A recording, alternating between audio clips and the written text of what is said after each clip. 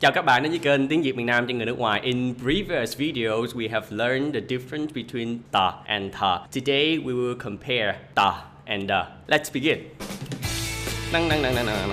Nó nhạc vô đó, kệ nó đi.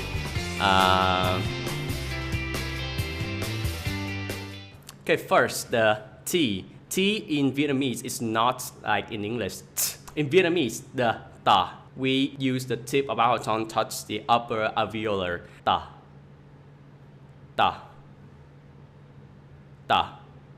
Okay, listen to more examples.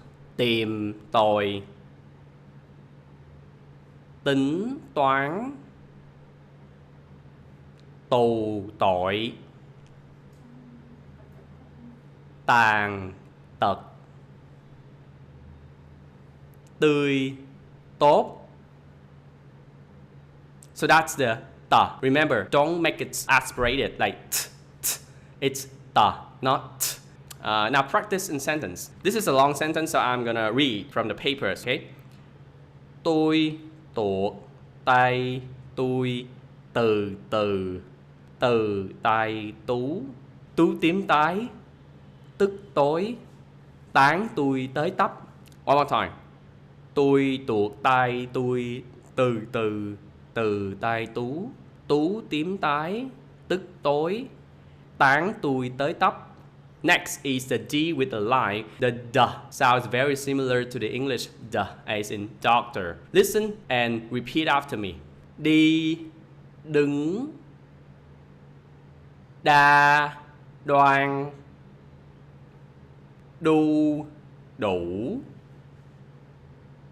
đẹp, đôi, đường, đi. Now let's practice in sentence. Đêm đến, đăng đi đến đền, đứng đó để đợi Đức. Now faster. Đêm đến, đăng đi đến đền, đứng đó để đợi Đức.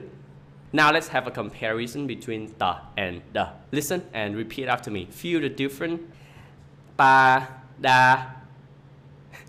Is it like ta-da? Ta-da. Yeah. Very fast.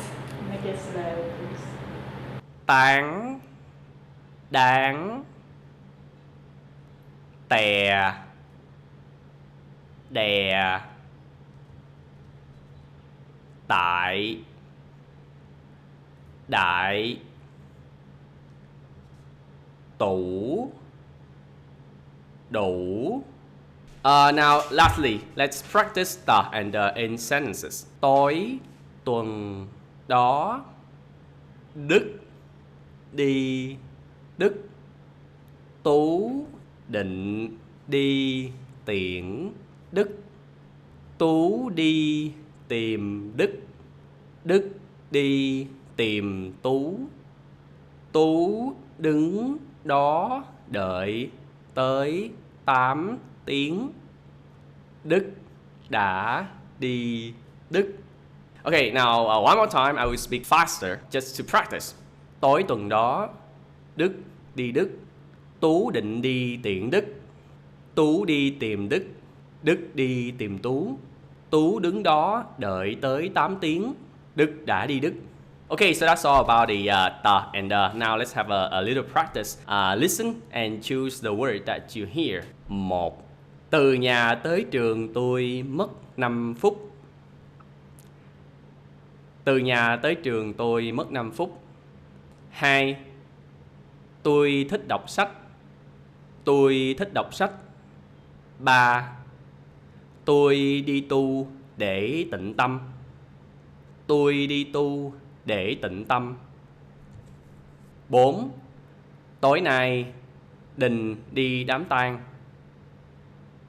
Tối nay Đình đi đám tang. Okay, so that's all for today's lesson.